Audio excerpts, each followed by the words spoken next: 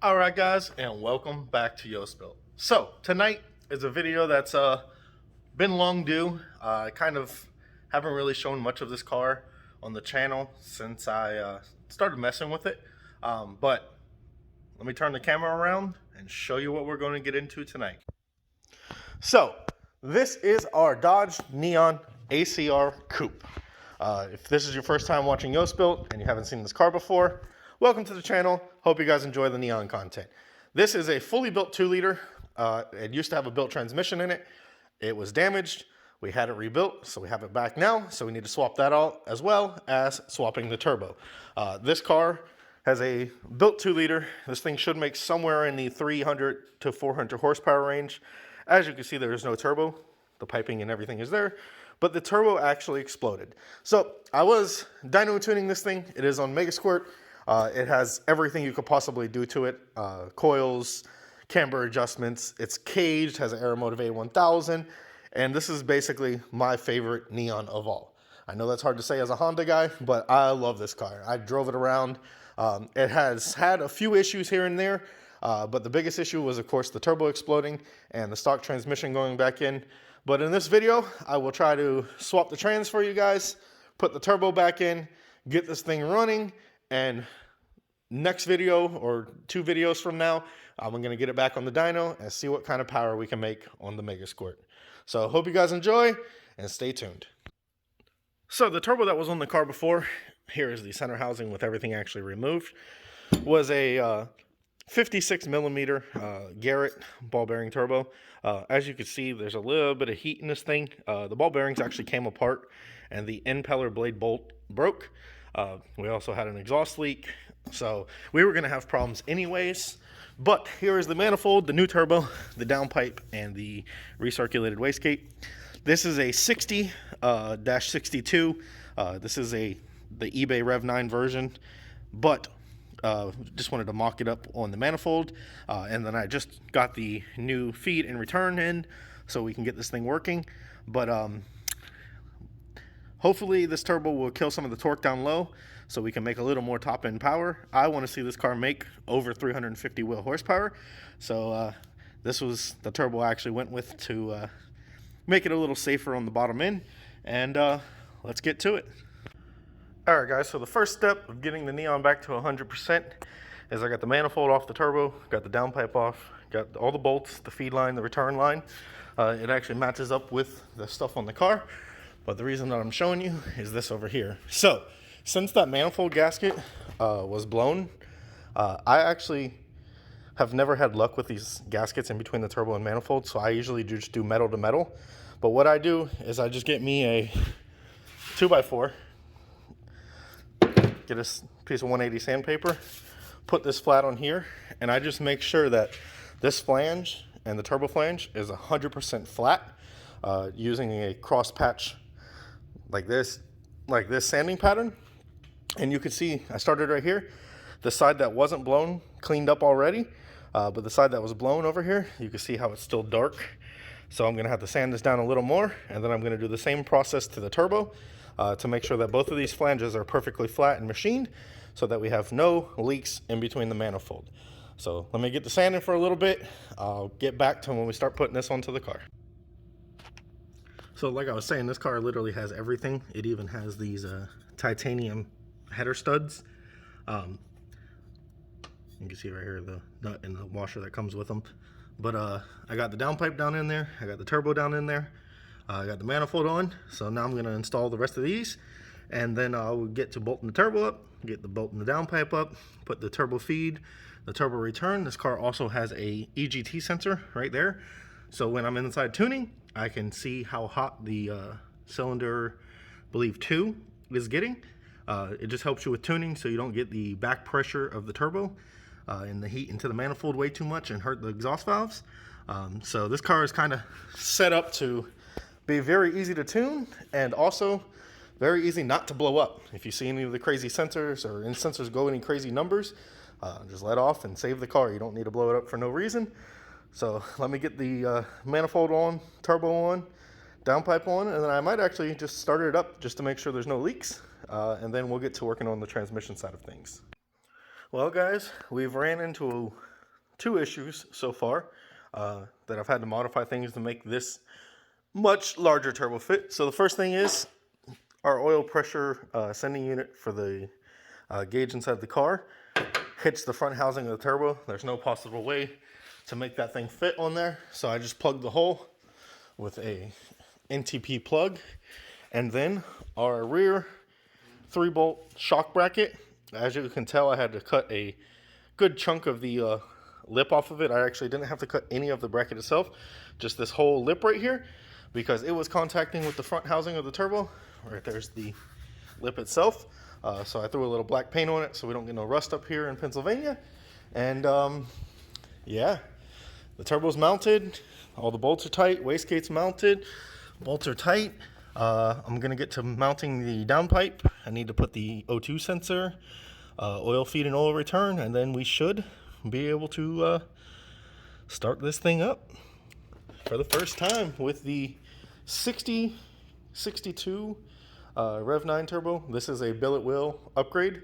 The old turbo for this car was a 3076, which the wheel on that thing is only like a 56 millimeter. So this is a much bigger turbo, but the other turbo was coming on really fast anyways. So I picked the bigger one. Like I said, keep the torque down low. Don't put as much pressure on the motor and let it rev and eat once you get to the upper RPMs. So let me do those couple of things and then I'll get back to you with a startup video. Well, modded bracket version 2. So the turbo was real close right on this edge right here. So as you can see, I just put a little V and trimmed it out a little more. So we shouldn't have any issues with the turbo hitting it. But I want to be able to slide the coupler so we can put an intake back on. So just a little bit more trimming and we have a bracket that will fit now. Alright guys, so I'm going to have to change the transmission in another video. But I'm just going to do this video on basically the turbo alone. The downpipe is on. As you can see, the wastegate is installed. I had to change the coupler on this piping right here. The old turbo was only a 2-inch outlet, and this piping is 2.5. Now the turbo outlet is 2.5 to match the piping. So now the front housing of the turbo is the exact same size as the entire intercooler piping. But when I was changing out the coupler down here below, I realized that this intercooler is actually 3-inch in and out. So we could upgrade the piping if it starts causing us restriction, but the only limitation is that these Neons, first gen Neons, limit the throttle bodies. The biggest throttle body I believe they make is like a 62 millimeter, and this is the billet one with a custom intake manifold. I already primed the car. I let it turn over for about a minute. Primed oil all the way through the turbo. If you guys, well, you guys don't remember because I never put it on video, but we drained all the oil out of this thing. It had E85 in the oil, so I just put in some 1550 AMSOIL redline oil, or AMSOIL, not redline, AMSOIL racing oil into the motor. So we're gonna hop in the car and I just plug the coil and injectors back in and hopefully she starts up. It's been around 2 weeks since this thing's ran. So well, let's see. Ooh. Climbing over the cage is not that fun. A1000 works. We have 60 psi of fuel pressure.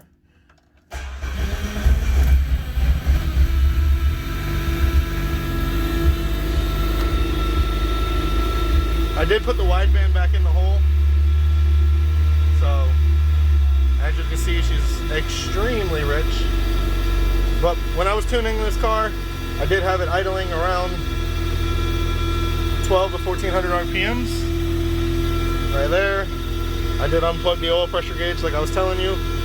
But with the old turbo, we only had like 7 inches of vacuum. I'm assuming that was the issue, or we had a vacuum leak before. I did find one vacuum line that was off. I plugged that back in. Pyrometer's already up to 8. Fuel pressure is at 50 where I had set it before. Oh. Trying to get out with the door that close to this rubber piece. Oh, she sounds healthy like before. I don't know. I wonder if we could even see the little turbo spinning out there.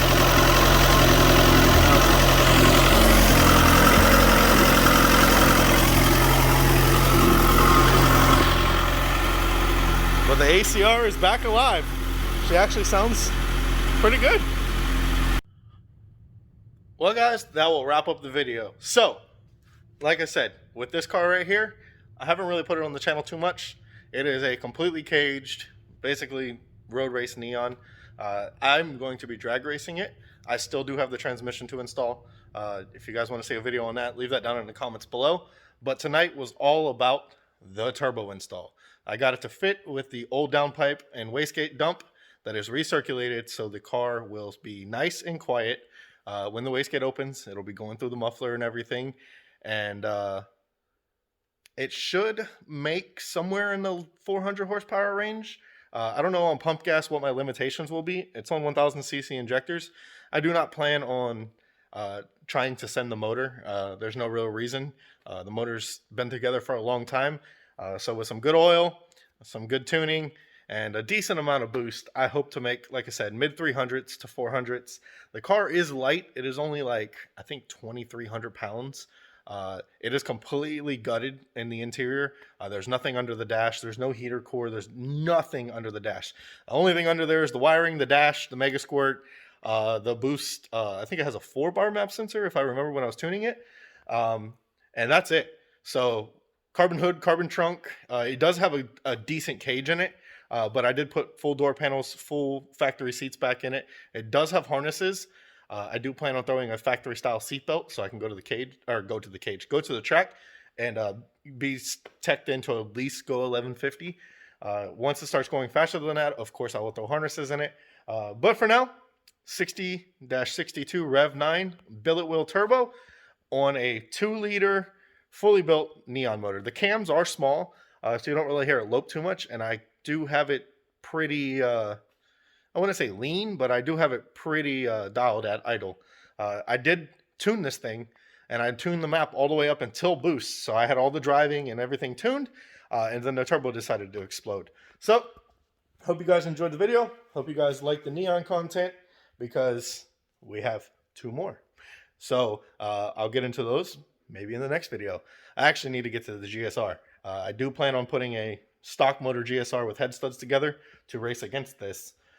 Even if I don't race this, I'll be racing the other car. So, hope you guys are ready for that. And if you haven't already subscribed to YoSpill and you like turbo domestic import content, click the little bell icon below, and you guys are the greatest.